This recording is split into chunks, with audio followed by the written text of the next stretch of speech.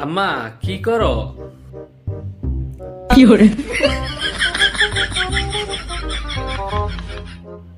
দেহস না কি রি?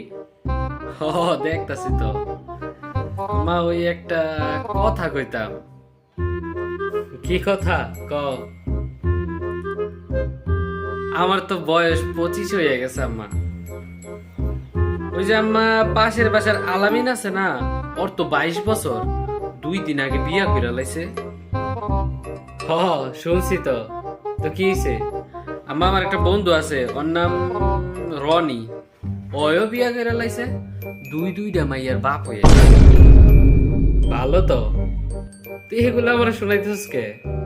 ইয়ে আম্মা, কেমনে কইতাম, আমার তো বিয়ে করতে মন চায়, আমার লিগে একটা পাত্রী দেখো না।